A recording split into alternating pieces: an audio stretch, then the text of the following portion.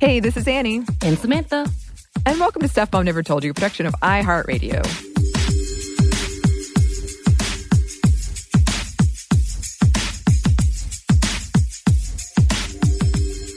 Before we get started in this one today, we did want to put a quick trigger warning. We are going to be discussing topics of sexualization, especially of young girls, and potentially molestation and abuse like that. It's always interesting when you put these trigger warnings at the top before you've recorded it. You're not really sure how far it's going to go into that. I don't think we're going to get too in depth, but if that's something you're worried about, want to put that out there. And we also want to welcome a guest because today we are once again joined by Jamie Loftus of the Bechdel cast and the new podcast called the Lolita podcast. Thank you so much for joining us, Jamie. I'm so excited to be here. Thank you for having me. Yes, last time you were here, I totally had to look it up because it feels like literally 10 million years ago. How long was I was wondering that. I was like, I have lost all concept of time. When was it? I think it was 2.5 years ago. It was before me, so I know that. Right. I was like, we just met, so this is... Yes. I'm trying to remember how long I've been with the podcast, so I was like, it was before then. Yes. Mm-hmm. Yes. I believe it was 2.5 years ago, and we were discussing basically mothers in movies and like evil stepmothers and evil queens and stuff like that. Yeah, which was fun. So we're so glad to have you back. And today we wanted to talk about your new podcast, the Lolita podcast, and issues that you delve into in that show. But I guess first, for people who also have a weird concept of time, can you introduce yourself and tell us a little bit about yourself? Sure. So I'm a comedian by trade, which sounds weird matched up with this podcast, but it's true. So I'm a comedian and podcaster and TV writer. I host the Bechdel cast, which is a feminist movie podcast that's been on iHeartRadio for 4 years today. Yay! Wow, congrats. 4 more years. But I've also hosted investigative shows. I did a show called My Year in Mensa earlier, where I spent a year in Mensa and kind of getting to the bottom of a low-level supremacy group, basically. And then for the past 6 months, I've been working on Lolita podcast. So it's been more of a depressing year for work, but I'm happy to be doing it. So you're just doing the 2020 thing and making it all like doom and gloom a little bit? Just doubling and tripling down, yeah. I feel like that fits in with this show. We cover a lot of fun topics, but many of them always have like this tinge of, but also patriarchy. Here's the sad part. Right. Yes, exactly. We've been doing that on the Bechdel cast too, where like we'll do 3 depressing movies and then we're like, okay, we're gonna do Flubber today because otherwise we're gonna start to lose the thread. So right. Yes. Us too. So can you tell us a little bit about the Lolita podcast? This is a project that has been kind of in the back of my mind for several years now because growing up, I definitely read Lolita far too young, and it really I read it when I was 12, I think maybe even 11, and it really affected me in a way that was not helpful. And for years, I found myself saying, like, oh, it's my favorite book. But it was because it had been recommended to me by my favorite children's author. And I had no context. I had no, it had just been presented to me the entirely wrong way. I was too young to be reading it. And, all of the cultural aesthetics surrounding it don't help you with the context at all. And it makes it worse. And so for years, I went back and reread it a couple of years ago and was and had a very different read of the book. And so I've been just spending the past 6 months going into, well, why is this book remembered the way it is? A lot of it has to do, I think, with the way that it's been adapted and the way that it's been talked about over the years. So that's what I'm doing this 10-hour podcast about is kind of getting to the bottom of tracing that legacy, because I do think it's an important example of how we treat victims of abuse, particularly children, and how bad adaptation and the wrong kind of cultural discussion essentially can take a valuable story and turn it into something that's the exact opposite. And so, yeah. Yeah, and I think a couple disclaimers here, I suppose. One, you don't have to have read the book to listen to this podcast. Yes. Yeah. Two, I haven't read the book, so I'm really excited about this because three, Samantha has some really strong opinions about this book. Yeah, I'm excited to hear. Right. I know it's so funny when we were approached to having this as a topic. I was like, oh my God. And I think Ian had already talked about it even before this came up. I don't even know why it did. But I did have a question. What made you think this is something that you wanted to talk about? Like, what even brought it to the forefront to, I need to reread this book. I need to, and then having that breakdown of like, oh my God, this is not what I'd expected or what I remembered from it. Well, I guess what made me reread it a couple of years ago was that I was just I was talking to some friends from home, and like a friend of mine remembered how I had my copy of Lolita like taken by my gym teacher when I was in middle school, and they were kind of like teasing me about it. And I was just, I don't know. Yeah, I was just like, wow. It just hadn't struck me how like off it was that I had been so determined to read it so young. And so I just wanted to revisit it basically, because especially like doing a show like the Bechdel cast, I'm constantly in the mode of like, oh, that media I consumed as a child, most likely f***ed me up in some way, but I don't even know how, And so... yeah, so that was kind of why I jumped back into it originally. And then there's been just so much continued discussion about it over the years, but never in a really extended, concise way. And so I was kind of at the mind of the discussion around this book has been so consistent, it's clearly not going to go away. So someone should do the full analysis and go into the trillion terrible adaptations of this project and kind of figure out why it has had such a negative cultural net effect. Right. Yeah. And before we get into that effect and also, Samantha, why it impacted you so much, I guess for someone like me who I have a very vague idea what this is about, could you give a synopsis of Lolita? Yeah. So Lolita is a book by Vladimir Nabokov that is told from the perspective of a child sex abuser named Humbert Humbert. He is narrating the entire book.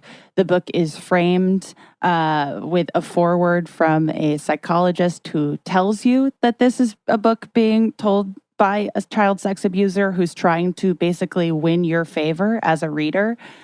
And so so Humbert is basically detailing this 5-year period in which he's molesting a young girl named Dolores. He marries her mother in order to get closer to her. Her mother dies. It's probably he did it. That's a hot take, but probably he did. And then he abducts her and has her kind of under his caretaking as he's abusing her for several years. She gets away when she's 14, and then at the end, she's 17 and pregnant and married, and they see each other one last time, and then they both die, and that's the book. Whoa! They don't die. They die separately. He dies in prison, but not because he was arrested for being a child sex abuser. He gets arrested because he murdered someone else. Wow.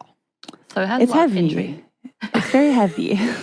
Yeah. That was darker than I thought it would be, and I was prepared for pretty dark. It's extremely dark. Yeah. I definitely gave her that warning. I was like, you don't need to read the book. As in fact, don't read the book. Because she's infamous for researching in depth and cannot just do a little bit. She must read all of it. I'm like, no, seriously, don't read this book.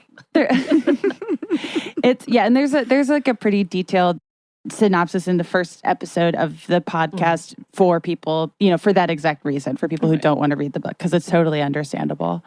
Right. And I think you did a great job. I listened to that episode, and you also had people call in. You have people calling in, giving their opinions. And it was really interesting to hear the back and forth. And even like because I follow you on Twitter because you're amazing and hilarious, and everything is very important.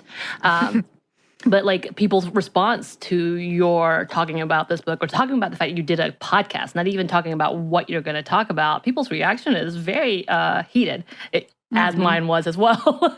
Sure. Obviously. What are some of the commonalities that you've gotten in this reactions from people? It's been kind of an interesting mix, but it falls into a few kind of common categories. There were, especially when I had just announced the podcast and not released anything, there were a bunch of listeners that are like, I don't like this book. I don't like its legacy. I don't like the fact that it exists. And, I think kind of like, just had a very strong negative reaction to it. Sometimes that's because of their own personal histories as well. So that's certainly one common reaction. There's other people who were like, I did get a lot out of this book, sometimes based on similar histories of abuse and, having, I don't know, there's so many ways to approach it where some people enjoyed the book, but they felt guilty for enjoying the book and they wanted to unpack like what that was. There were other people who absolutely despised the book. There were a lot of people who hadn't read the book, but were only familiar with the aesthetics and the cultural legacy of it. And then there were a lot of callers who are into Lolita fashion, which has nothing to do with the book, and they were like, "Please leave us out of this narrative." Right. So those are the common reactions. Which I want to come back to because I was like, "What? What? Yeah, okay, yeah. What? I've never heard of this. Right. I mentioned it to Anney because, like I said, as I was reading this, I was like, "What is?" Okay, we'll come back, but we do want to come back to Ed. Sure. But as we were talking about what's happening with the cultural perspective of Lolita and why it has grown into such a way, I am one of those that got caught up because I did, like you mentioned in your episode, forget the prologue. I absolutely forgot because it's been 15 years since I've read it. Sure. Look, I can't remember time. Over 15 years, probably like 20 years actually since I've read it. But it's definitely impacted me. But everything else I remembered. And so the way you framed it, I was like, oh, you're right. It is this way. But can you talk about what this book has done in that perspective of how we see, especially because the term Lolita has its own meaning. It is a whole other Urban Dictionary level of meaning, as well as the origins of the word nymphette, which I will never forget reading that. Yeah. Oh, absolutely. There's so many like very, very dark parts of this book that I remember reading as a kid and just being like, God, Jesus Christ, it is, I genuinely, like, I don't think it's unrealistic to think that, kids will not get their hands on books if they truly want to. But I really hope they don't on this one. It's like extremely, extremely heavy. But sorry, wait, what was the question? I just got... I have a habit of double questioning. Oh, no, it was 2 or 3 questions. So yes, the question was specifically about, the cultural connotations behind it with like the word Lolita and nymphette, and this is the beginning of where we see it created. Yeah. So I think that happens almost instantaneously when the book is released. The way that it's received and the culture it's kind of received into kind of immediately misses the point. And that's something that I've gotten into where there's, people feel whichever way they feel about the book, it does seem that Nabokov's intent was to tell a cautionary tale that clearly condemns the protagonist. But that immediately you see in the reviews of the book that a lot of like cis white male reviewers of this book do not understand that at all. And they immediately start branding it like a love story and like, you've got to hand it to Humbert. And, just immediately missing the fact that just ignoring the fact that you're told that this is a, serial abuser on the first page and buying into the protagonist who is lying to you to try to, save himself from having to spend life in prison. And so that happens the second the book is released and continues to happen in all the adaptations. There's really no adaptation that exists that isn't just missing the point. It's also there's just this trend of picking creators to adapt this story that like are uniquely qualified to miss the point. It's just like it's just above and beyond. So it happens pretty much right away and never really has course corrected up until recently. There's been more of an interest in viewing the text from a survivor's perspective and from a female perspective. There's a lot of really interesting trans perspectives on this book, but it's just these perspectives are just sort of starting to come to the front now. It's for so long just been adapted by white guys who seem to really have a lot of contempt for the protagonist. And so that kind of carries through. But there has been over the years, it's the internet communities that have formed around it there's myriad, there's so many, and they all sort of have their perspective on the text. So it's weird. There's kind of like an underground reclamation effort, but all the large adaptations have been done by people who I think just completely miss the point. Yeah, and that's kind of we were talking about my heavy reaction as a social worker who worked with children. I specifically worked with abused children with Child and Family Children's Services. That when I read this, it wasn't because I knew anything about it. I actually knew hardly anything. I knew the term Lolita at this point, but I didn't quite understand the point of this book. And then I went into college where, of course, I did my English courses and my, literary people who loved books said this was their favorite book. And I had like 4 different people tell me this within back to back to back. So I was like, okay, I need to read this. I need to figure out what this is. And I read it and I was so angry. I was so angry coming from a person as a survivor, as well as a person who is an advocate and who's worked with children for a while now, seeing this and having this moment of like, this is what pedophiles would use as an excuse, the language that's used within this. And of course, realizing, the perspective is from a pedophile, from the actual molester, is saying this is love. And just like how you're saying, like people call this a love story, which was told to me, was told that, like I was explained as that from someone who I saw as, I think they were a TA in my English class who told me this. Oh my God. And I was pissed. I was beyond pissed. And ever since then, I've like, this is absurd. And yes, the book is written well. Like, there's no denying that. He is an amazing writer. And I went so far as to disprove about this book that I went and got Pale and immediately read it. I was like, why can't you say this is your favorite book? There are like so many Nabokov books that are not about the most horrifying crime a person commit, like that are very sad. Good. And it's still really sad, upsetting, but it's not this level where the excuses. Right. Well, it seems like they're excusing their behaviors against a child, but I was like, what the hell?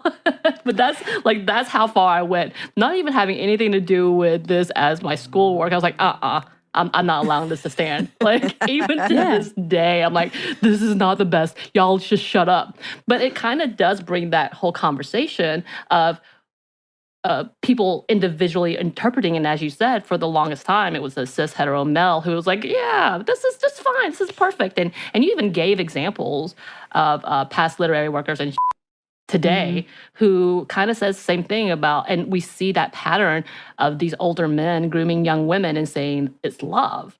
Yeah. Can you talk a little more about like why you see that, why, I don't know if you know the answers, but like how it latches on to that kind of perspective? So I guess one thing that I look, because what was really kind of like gnawing at me when I started, and like a huge question I had was like, why did Nabokov write this? Like, why? Why? Like, you have to have, there has to be a reason. And so I went back and I like spoke to his biographers, and I went kind of deep into his life to see like he was not an abuser. There's no behavioral patterns like that. But I did find that he had been a survivor of child sexual abuse himself, and which kind of put it into perspective for me a little more. It was never something he talked about publicly, but his biographer was like, well, this was like a common theme in his early life. And so there is this through line in Nabokov's work where children are abused and ignored and disbelieved. And so it was, that was just a kind of an interesting thought to connect, because I could never really track, what is his fixation on this theme? And it seems like, I can't ask him, but it seems like it could have conceivably been something personal. As to how people have consistently taken it out of context, I mean, there's a million examples of it. The earliest adaptation is the Stanley Kubrick movie from 1962, and that one is, I mean, they're all bad. This one is particularly so because it just sets up a lot of the common adaptation changes that, kind of manipulate the general public into thinking that this is acceptable, and that Lolita or Dolores, depending on how you refer to her, but that she could possibly be a consenting party, which she can't. But the 1960s doesn't view it that way. Stanley Kubrick, who has a god-awful track record in terms of female characters working with women, at all, he's just not the person to be doing it. And then on top of that, there was a story that broke just less than 2 months ago that detailed that the producer of the movie had allegedly sexually abused the star, the actress who was playing Lolita. So there is this just through line of, it couldn't be more clear that the people put in charge of telling this story have no interest in actually telling it. They're more interested in empowering the abuser, and it just basically demonstrates that they have fallen for it. They've fallen for the lies that this protagonist is telling, and they're taking his worldview at face value, which is an extremely dangerous road to go down. And then the other thing about the first adaptation is like I feel like the most potent cultural image of Lolita is the girl gazing over the glasses, which is not something that even appears in the movie. It's not something that appears in any adaptation. It was just strictly marketing of like male gaze driven marketing. And so that to me is like one of the most concise examples, that and the way that the covers of the book are designed, that it's just like, well, it's not just an issue with this book in particular, it's an issue with how we characterize these stories at all. That the fact that all the, marketing images are blaming the victims of abuse just before you even open the book, that like says something about the culture it's being released into and what they think is going to be marketable to people. We have some more for you listeners, but first we have a quick break for a word from our sponsor.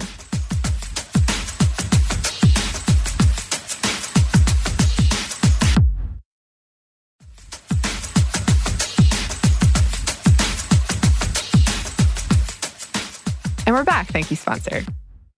Again, from my perspective, I never read it. I've never seen an adaptation, and Samantha was kind of my like entryway into Lolita. And we were talking about it in terms of that whole blaming the victim thing of it being framed as this love story. and how common we do see that, and not just Lolita. Like that is everywhere in our entertainment and our culture. And so I guess I'm kind of curious. I guess we're gonna double question too. One, like when people say it's their favorite book, or when Stanley Kubrick makes this adaptation and it's clearly missing the point. Why do you think that is? And then just on a larger scale, this sexualization of young girls, why? I guess I kind of know the answer, but I'd like to talk about it. Why is it so prevalent? Like, why do we see that all over? In terms of, I honestly have never found an argument for someone saying that one of the movie adaptations being one of their favorite movies to be convincing, compelling, or like grounded in reality. I think it's like a severe red flag if someone's like, Stanley Kubrick's Lolita to me is great film. Like it's just not, and I feel like there's just nothing really to be taken from the movie adaptations other than very, they're very revealing about the views of the time they were released into. But if you don't want to know in which ways the grand American culture was like willing to accept victim blaming in either 1962 or 1997, there's nothing for you there. And I really, really dislike the movie adaptations and some of the stage adaptations as well. It's just bad. In terms of the book, there is, it's just what I've found is it's a very personal reaction that everyone has with this book. And what I'm more interested in is how survivors of abuse feel about it, how professionals in the psychology field feel about it, and just kind of getting to the bottom of like, this book definitely really affected me enough that I'm making a podcast about it 15 years later. Yeah. And is it a worthwhile text to even still kind of be out there and reckoning with that? And I've gotten, there's a lot of different answers and a lot of perspectives I honestly wasn't even aware of existing. But there was an amazing piece in Modern Love column a couple of years ago that details the experience of a survivor of child sexual abuse who used the book, used the character of Dolores Hayes to kind of empower herself to report her abuser to the authorities and to the police. And there's been it gets so mired because this book has been used so irresponsibly to empower the villain, but there are also reads of it that victims of abuse have reclaimed it and really searched for the abused child that is in the book's pages and pull from that as kind of an argument that it is still a very relevant text. And so that's something that has been a whole journey for me as well. And I've spoken with, it's also kind of a split view in the psychology field of like, whether we like it or not, this is still a very, potent text that is very present. And it's like figuring out it's there. So how are we going to deal with it? What are we going to do with it? And how can we kind of stop the messaging that exists around it and at least, turn the discussion to something productive that doesn't serve to further harm people. And talking with child psychologists has been interesting in that regard too, because there's, the reads where it's empowering the villain and it's empowering abusers of the highest degree. And then there's also the read that I've spoken to several psychologists about saying that they teach it to their psychology students in terms of like, this is how an abuser could think, and keeping in mind with students like the fact that, I don't know, I feel like it's almost a different common cultural trope that abusers are like a very particular way, and it's very rarely depicted as someone and someone who is close to you. And that's who this protagonist is. He does all of the classic grooming techniques.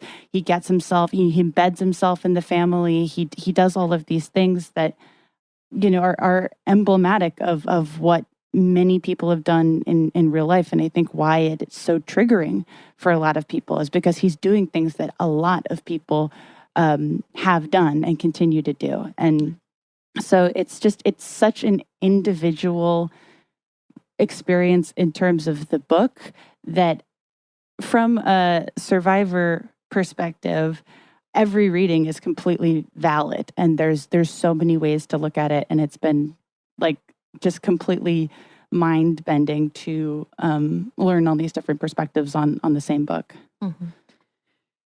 Yeah, this is actually, I've been thinking about this a lot lately because when Samantha first came on, we did a whole 12 episode series on trauma and specifically sexual trauma.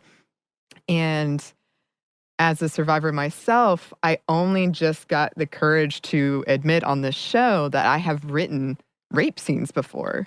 And I've never published them.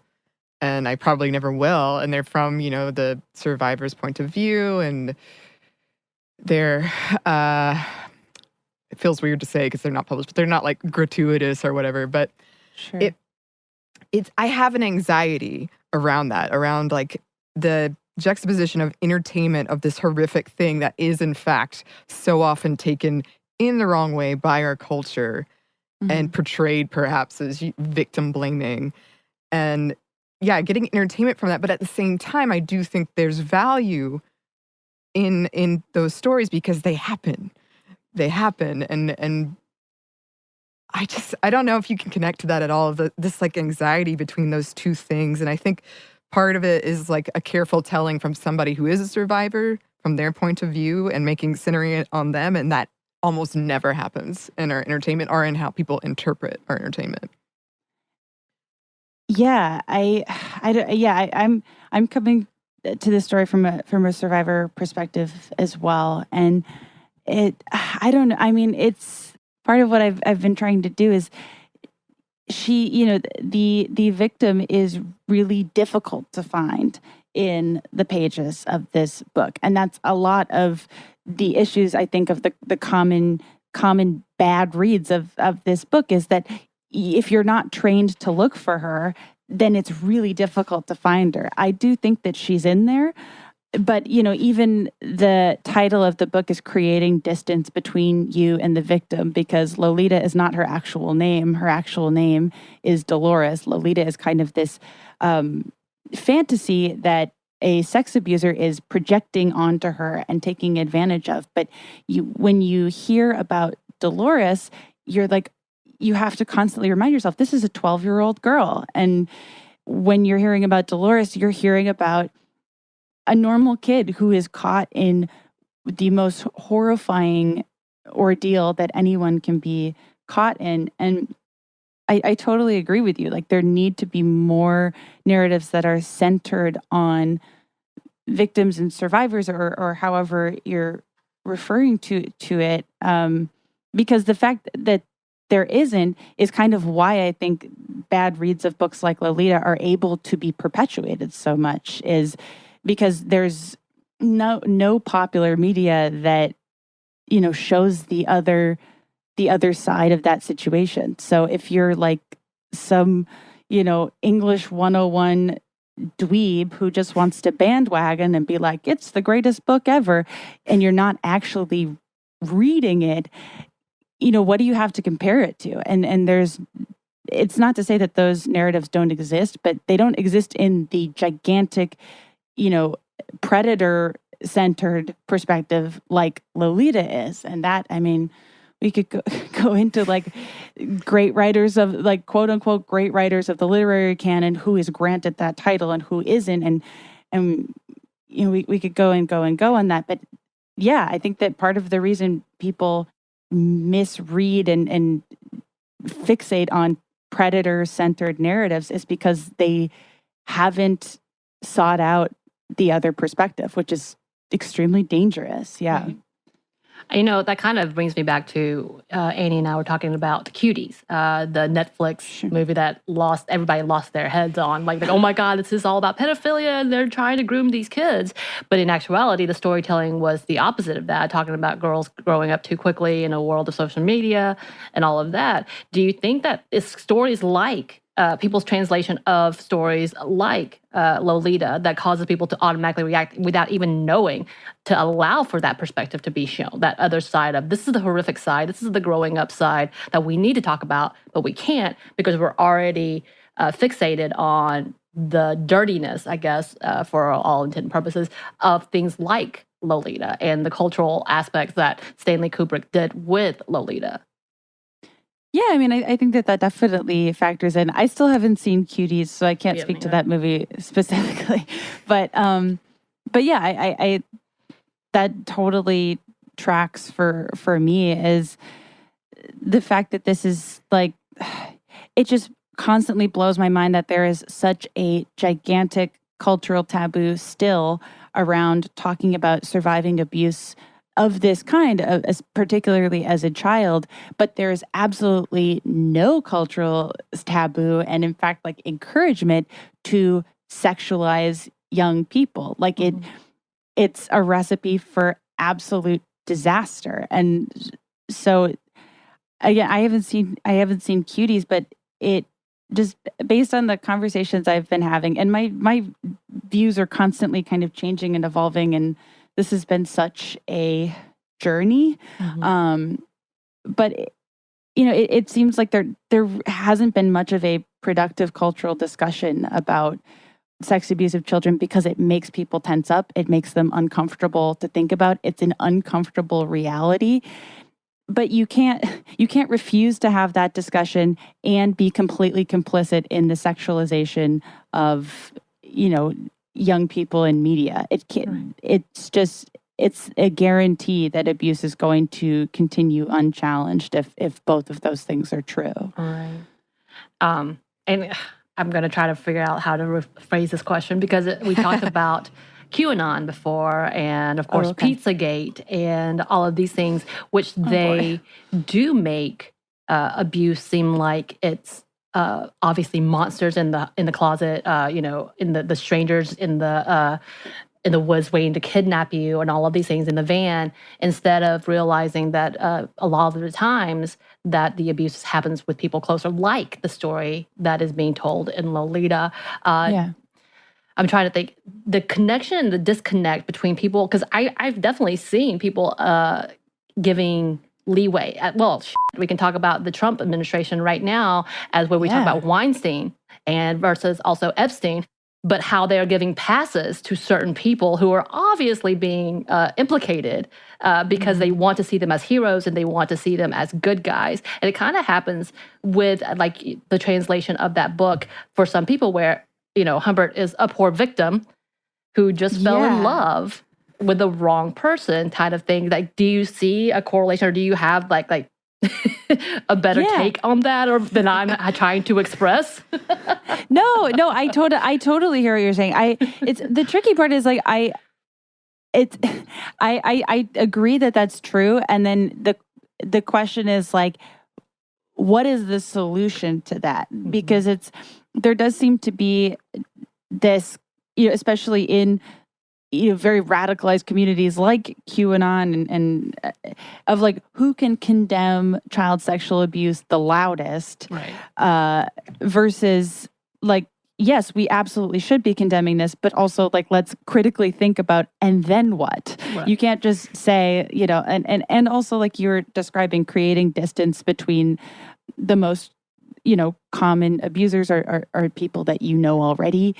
And so I think that it is a very common, like the way that people gave popular media figures like Epstein, like Weinstein. I just finished a long rehash of Charlie Chaplin, who was just like a serial abuser, was brought to court multiple times at the height of his fame, and no one cared because it was not a discussion that was had. It was taboo, and it was easier to blame the victim than to, accept the fact that the most famous movie star in the world was sexually abusing girls for years. Mm. And it's, yeah, I mean, it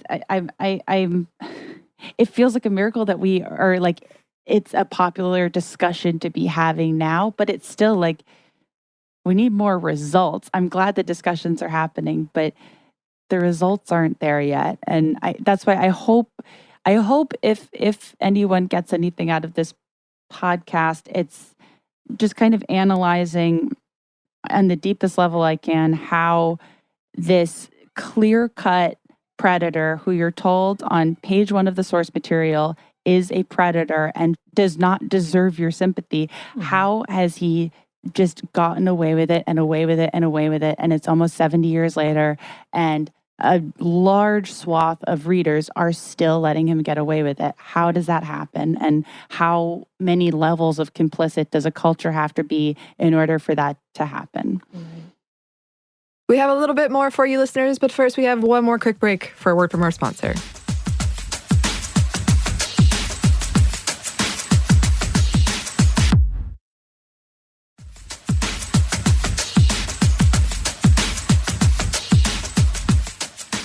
And we're back. Thank you, sponsor. I think you did a great job with bringing in samples of different 12-year-old girls, actually having snippets of them interviewed and what they actually sound like to remind. This is what 12-year-old is. It's not this, it's not this TV show 18-year-old playing a 12-year-old. It is a literal child having a conversation about being excited about her brand new toy or brand new phone or whatnot. And I thought you did an amazing job in making that a reminder. But it also still was so disappointing to see. And the two that I remember specifically, it was like men saying, you can just love a book for how beautifully it's written. Just because it's about the subject doesn't mean you should hate on it. It's so why? The literary bro who's like, don't be a hater. I'm like, I just don't have, I'm like, the point is to be a hater, you fool. It's infuriating. I totally was.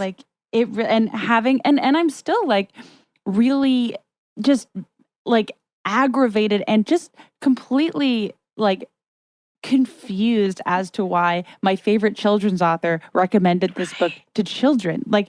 Why would you do that? And this was in, 2004, 2005. This was not that long ago. It's still such a normalized thing to do. And I want to talk to as many people about it as possible because I just feel like if the conversation isn't had, it's just going to keep stalling. And so, it's so frustrating. Yeah, the literary bro perspective. There's a really good Rebecca Solnit essay I think it's in the Men Explain Things to Me essay collection, but it's Men Explain Lolita to Me, and it details that exact thing. And then also what we were talking about of kind of literary bros playing devil's advocate and being if someone wrote a book this beautiful from a victim's perspective, I would also love it. And then she's like, okay, but where is that book? Let's get that book. Show me that book. And cis male readers are not constantly confronted with depictions of potentially their own abuse, and they're not really faced with that kind of trigger the way that a lot of readers of Lolita are being actively triggered. And it just the refusal to engage from literary bros, I just can't. It was a whole thing. I was like, why are you even commenting? Stop commenting. I really want to just say log out. Or even there's people that kind of misunderstood before the show started coming out, people who misunderstood what I was trying to do with the show. And they're like, yeah, finally, I want someone to say it's a good book and I shouldn't feel bad. And it's you have to use your brain. You have to use your brain. It's the rule. You gotta. I will say, I was a little my whole little bit of was because I've had so many people justify to me why it's such a great book. I was talking about the TA, it was a woman who told me how great this was and that it was a love story that I was so fearful that I'm like, oh God, we can't do this. I automatically got on make sure we're all on the same page moment, because I definitely had those moments. But I did want to ask you, because I think this is a social worker, caseworker in me. When you read it as that child, what made you say it was your favorite book? Was it because you were told it was supposed to be a good book, or was there something in it that made you feel like, oh, this is why it's a good book? When I was a kid, it was a very all over the place read. I didn't fully understand it. It was almost like I wanted my favorite book to be my favorite author's favorite book. Right.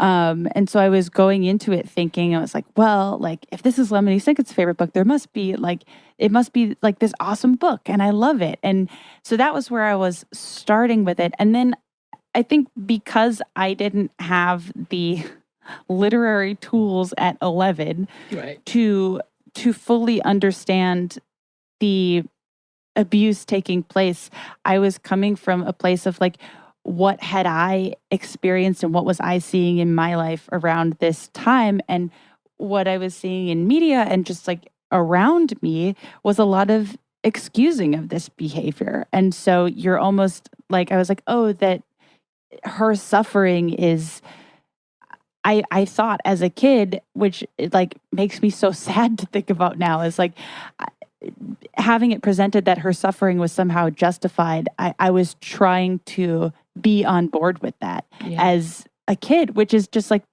it makes me so sad, and I just want to give her a hug. Right. And kind of, I've talked with a lot of people about kind of like forgiving your past self for how you first read this book, because I totally misread it. I didn't understand it. I read on the cover that it was a love story. It was my favorite author's book. And so I'm like, okay, that's what I'm going in on. And, even the, people in my life and the teachers around, it was an entire culture and environment that wouldn't have encouraged me to look at things from Lolita's perspective. Right. And so I think that is why it really upset me looking back of like, no one told me. No one had a discussion with me about it. The only thing that happened is someone took the book away, and then we never talked about it. And a lot, and I along with everything else, I think I really internalized something harmful that encouraged me to blame abuse on myself. Right. And I wish I just wish I'd had a talk about it. And I wish, because I think that there is a version of, me getting my hands on that book too early, that if I had a talk with an adult that I trusted, I could have actually, taken it in a little better. If like, no, this is, almost this cautionary tale. Like, don't fall for someone who treats you this way and talks to you this way. They're not to be trusted. They're a criminal. But that wasn't how I read it. And I didn't really have anyone that I could talk to about it. And so I ended up just kind of taking away the wrong message and still being like mad about it 15 years later. And so here I am. Right. I mean, that's rightly so. You're not the only one, obviously, that has taken it to this level as well. Like, it also, I think one of the things that really frustrated me about this book, even though you're looking at, again, the perspective, and I love that you actually do say that, because I went away from that, but it really does have this language where she is, the temptress, and she knows what's going on, and she's doing this too, and she's complicit, which is absolutely false, and it's absolutely within this mind. And I agree with the psychiatrist and the child psychologist, which I'm not a professional that way, in that it does help you. Like, I remember thinking this, like, this is the mind of a pedophile. This is someone who truly justifies their love and abuse of children, because they think, as long as I'm not hitting them, I'm not hurting them, I'm not making them constantly cry, type of thing, this is love. And it's kind of and that whole he is making her constantly playbook. Cry. There's exactly, yeah. That's exactly like, and it's now that and it's interesting, like I've talked to people who have read the book, as a kid, as a college student, and then as a mother, plugging themselves into, Dolores's mother's role, because she gets, to say the least, an extremely raw deal out of this story as well, and is always kind of squarely, there's a lot of different views on her, but I think people also lose the narrative that like, Humbert is also shaping your perspective of her. Right. He makes her out to be this cruel person, this nag who hates her daughter, who can't stand her, when it seems like she is a single mother of a 12-year-old, and they argue. Mm-hmm. Like that was me and my mom, and she was not a, horrific monster. But then you're like, well, who is shaping your perspective here? Right. Who benefits from you thinking that this woman was expendable and in fact bad for the person that he wanted to abuse? Mm-hmm. So there's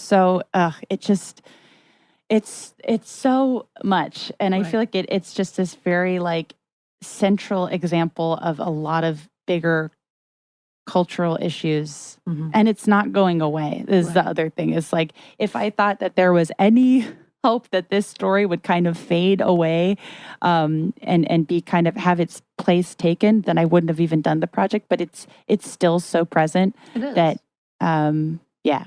it is. I mean, it's kind of frustrating. I feel this again. That's why I'm like, Hellfire. Try this book instead. Like, I really, really want to change that perspective too. But and I think you are absolutely correct. And when you were talking about being a child, not understanding what this is, and having this level, again, this is kind of underhanded grooming from the author in himself. Sure. And being like, this is the greatest book ever, and trying to having this. Maybe he doesn't understand. I don't know. I won't say I know for sure. But like this influence of saying this and bringing out this cultural idea that this is the ultimate love story, and therefore we should all be accepting of this. And we see this constantly, whether it's celebrities continue to date barely 18, 20-year-olds and justifying it and saying it's okay because, they're adult enough, and justifying a girl's actions by saying she's older than she seems, which is, again, a constant narrative, and being a child wanting to be seen that way. Like it feeds all into that perspective. Absolutely.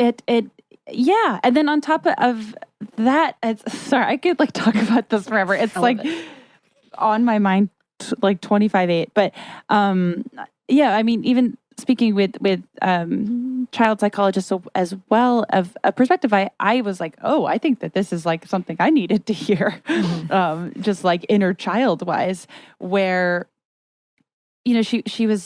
she's this amazing psychologist named Lucia Williams, who has worked in this field for decades. And she was like, well, and it's equally telling that, Dolores is a 12-year-old. She's a pubescent girl. She's coming into her own sexually. And, that is used against her in a way that like that makes it feel unsafe for you to come into your own sexuality and have interests and want to explore, and have that just be completely taken from you and exploited to the highest degree. And in the way that it's described in the book, really, stunts her emotional growth and causes her to really go inward. And there's these scenes in the book that no one ever talks about because they don't serve the main narrative of how this book is presented. But there's scenes where,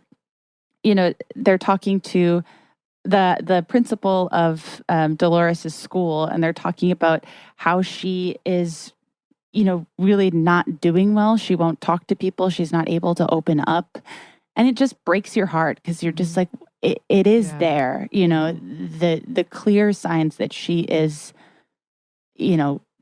abused, she's confused, she's suffering so much. And you're being told this, but as a lot of readers are just not taking it in. And it's like, well, why is it so hard to take in if it is, right there? So, it's a lot. It is. A lot.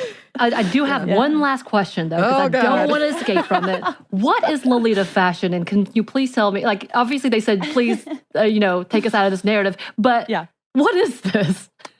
I've been very fortunate so far that I set up a Discord for listeners to talk to each other in kind of like a safe space and trying to create a space for a discussion about this book to happen for people who have read it over the years and are frustrated with the literary Kubrick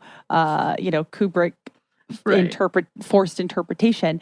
And so I wasn't totally sure going into it. I assumed that the two were related.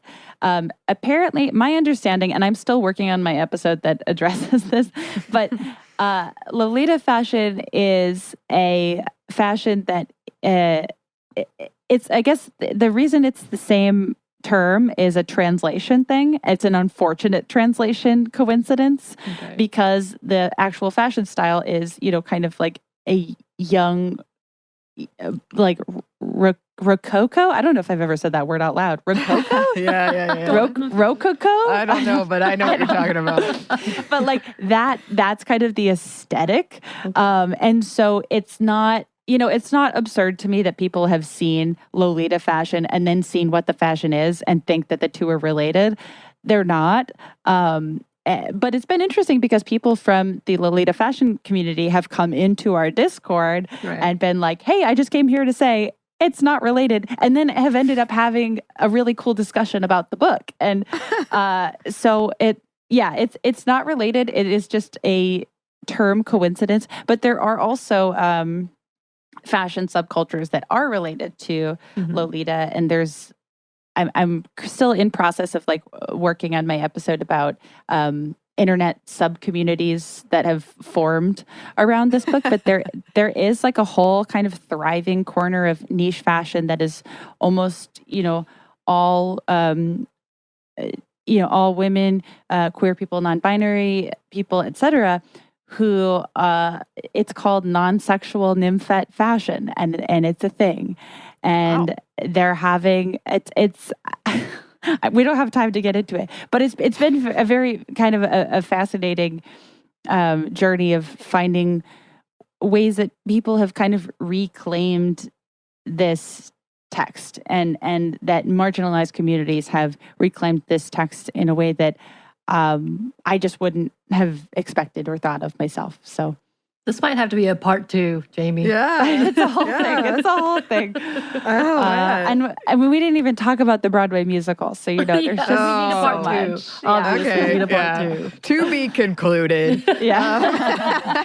But in the meantime, you've got a whole podcast listeners can listen to about all of this. Yes. Thank you so much for being here. Where can the listeners find you? You can find me on Twitter or Instagram. I'm on Twitter at Jamie Loftus Help and on Instagram at Jamie Christ Superstar. And then you can listen to Lolita podcast and the Bechdel cast on iHeartRadio. There you go. Clearly, there's a lot to unpack. So go check those out. If you'd like to contact us, you can. Our email is stuffmediamomstuff@iheartmedia.com. You can find us at Twitter at MomStuffPodcast or on Instagram at Stuff I Never Told You. Thanks as always to our super producer, Andrew Howard. Thanks. And thanks to you for listening. Stuff I've Never Told You is a production of iHeartRadio. For more podcasts from iHeartRadio, visit the iHeartRadio app, Apple Podcasts, or wherever you listen to your favorite shows.